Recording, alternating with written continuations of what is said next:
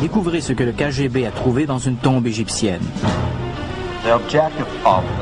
L'objectif de cette mission était de trouver les connaissances laissées par une race avancée. J'ai été l'un des premiers que le KGB a recruté. Je ne crois pas que les soldats ont réalisé l'importance de ce qu'ils regardaient. Nous avions des ordres auxquels nous devions obéir. La première preuve matérielle d'une forme de vie humanoïde extraterrestre. Un contact avec les extraterrestres à une époque reculée dans un ancien pays. Une séquence exclusive de ce qui pourrait être la découverte du millénaire. Apprenez le terrible secret avant qu'il ne soit trop tard. Le 12 avril 1961, le cosmonaute Yuri Gagarin décolla de l'ancienne Union soviétique à bord de Vostok 1. Son vol dura moins d'1 heure et le cosmonaute effectua une orbite complète autour de la Terre. Depuis, nous avons toujours cru que le premier être humain à avoir été mis sur orbite était un soviétique. Mais est-il possible que des siècles avant Gagarine, le premier terrien à avoir quitté notre planète ait été un ancien Égyptien? Est-il possible également que les scientifiques russes aient été au courant de cette possibilité dès les années 60? Les récents documents en provenance de l'ex-Union soviétique démontrent en effet que les chercheurs russes vouaient une curiosité toute particulière à certains artefacts découverts en Égypte. Des artefacts qui, à les en croire, prouveraient la réalité d'un très ancien contact entre les humains et des créatures venues d'une autre planète.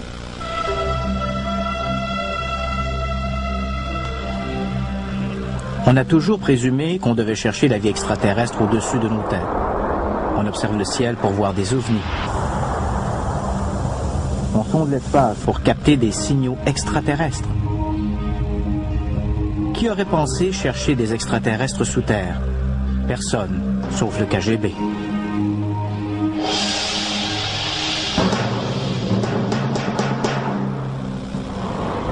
Le docteur Viktor Ivanovitch détient des diplômes en astrophysique et en neurologie. Alors qu'il travaillait au Kremlin en tant que conseiller scientifique pour des systèmes avancés de propulsion, le docteur Ivanovitch prétend qu'il a eu accès à des dossiers d'une mission du KGB appelée Projet Isis. L'objectif du projet Isis était de découvrir des traces de connaissances et des objets égyptiens susceptibles d'avoir des applications militaires. Isis était l'une des missions de recherche secrète qu'avait lancé le KGB à cette époque. Le docteur Ivanovitch fait le récit de cette mission et de la découverte fabuleuse qui en découla dans son livre « Le KGB découvre la tombe du visiteur ». Cette séquence exclusive n'a jamais été vue en dehors des bâtiments secrets du KGB. Selon Ivanovitch, ce que vous regardez est l'enregistrement visuel de la plus importante découverte de l'histoire de l'humanité. Il est indéniable qu'un petit groupe composé de scientifiques russes et d'experts militaires spécialisés en radioactivité et en guerre chimique a découvert une tombe en Égypte en 1961. Ceci ne fait aucun doute, mais on ne révéla jamais ce qu'on trouva à l'intérieur de la tombe.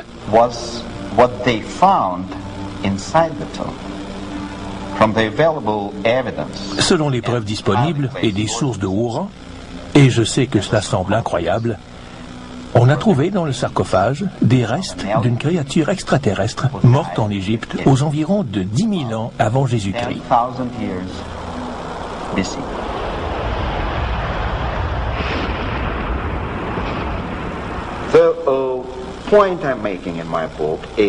J'explique dans mon livre que la présence de cette créature, la forme des pyramides, ainsi qu'un ensemble des preuves historiques et scientifiques montrent que cette visite a eu lieu aux environs de 11 000 ans avant Jésus-Christ.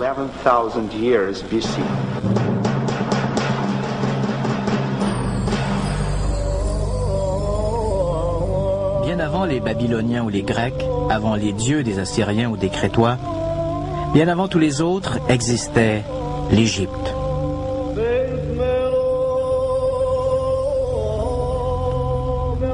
Le monde doit beaucoup aux anciens Égyptiens. Ils ont été les premiers mathématiciens, les premiers astronomes. Ils ont légué au monde les principes de la géométrie, l'utilisation des symboles pour représenter les nombres. Le premier calendrier était égyptien, tout comme l'était le premier papier à écrire. on a trouvé les premières bibliothèques au monde enterrées sous le sable d'Égypte. C'est la raison pour laquelle la divulgation du projet Isis est si troublante. Si le docteur Ivanovitch dit vrai, si le KGB a bel et bien trouvé le cadavre d'un extraterrestre dans un tombeau en Égypte, nous devrons reconsidérer l'histoire de la civilisation.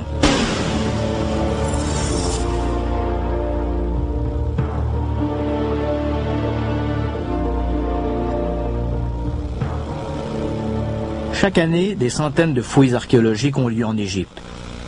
Leur objet peut être d'analyser des antiquités étudiées depuis longtemps, de rechercher de nouveaux indices susceptibles de contredire d'anciennes théories ou de reconstruire la vie d'un village d'esclaves à partir de fragments du passé.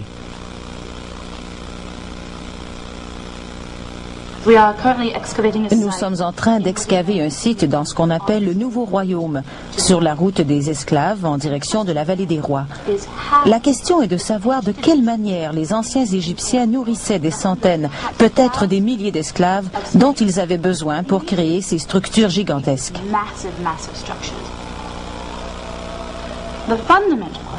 La question fondamentale à propos de l'ancienne Égypte consiste à comprendre comment une civilisation si avancée est apparue au paroxysme de son développement aux environs de 2500 avant Jésus-Christ.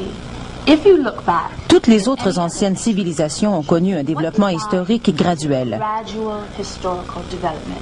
Elles ont appris le commerce, créé des économies, et elles ont développé leur technologie au long de centaines, voire de milliers d'années.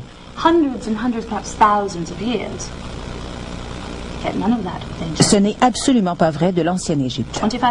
En 2500 avant Jésus-Christ, boum, une société totalement accomplie émerge du désert.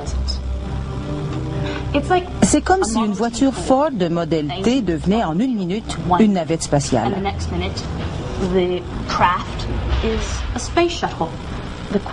Le problème majeur dans ce cas, c'est qu'il ne semble pas y avoir eu de développement historique graduel susceptible d'expliquer le développement de l'ancienne Égypte. On dirait que sa création était basée sur un héritage. Certains ont émis l'hypothèse que l'Égypte a été construite sur les restes d'une civilisation perdue qui a péri lors du déluge biblique. Le docteur Ivanovitch prétend que le projet Isis a discrédité cette théorie. D'après lui, le KGB a découvert des preuves selon lesquelles l'Égypte a été fondée sur l'héritage de sagesse laissé par une race extraterrestre. Je ne crois pas que les soldats aient réalisé l'importance de ce qu'ils regardaient, la première preuve matérielle d'une forme de vie humanoïde extraterrestre. Avant le démantèlement de l'Union soviétique, le KGB était synonyme d'efficacité et de terreur. À lui seul, il constituait une véritable milice prête à tout pour assurer la sécurité du Kremlin. Curieusement, aujourd'hui, alors que les archives du KGB s'ouvrent lentement aux chercheurs occidentaux, on y découvre des dossiers pour le moins surprenants. Le projet Isis vit le jour pendant les années 50, en pleine après-guerre. Un nouvel empire soviétique avait émergé des cendres de la Deuxième Guerre mondiale. La Russie n'était plus une nation agraire peu développée. La mère patrie était devenue une superpuissance et voulait que cela se sache. Sous la dictature de Nikita Khrouchtchev, les Soviétiques étaient déterminés à montrer aux démocraties occidentales la supériorité du communisme. L'Amérique ne pouvait pas rester de glace devant ce défi. La concurrence que se sont livrées ces deux superpuissances a énormément vidé les caisses de l'économie soviétique. Devancer les Américains en lançant avant eux un homme dans l'espace releva d'un grand fait d'armes propagandiste, mais cela coûta des milliards de roubles. La même chose avec la course aux armements. Chaque fois que l'Amérique testait une bombe nucléaire, la Russie en testait une plus puissante, ce qui coûtait au gouvernement soviétique d'autres milliards. Devant un monde réduit à observer et à prier, les deux nations se sont lancées dans une guerre froide pour posséder la suprématie technologique. Khrouchtchev savait que ce que l'on appelait le camp socialiste dirigé par l'Union soviétique ne pourrait pas maintenir ce rythme. Il ne possédait pas les ressources de l'OTAN. C'est à ce moment-là que le KGB reçut l'ordre de rechercher des moyens moins coûteux pour accomplir des avancées technologiques.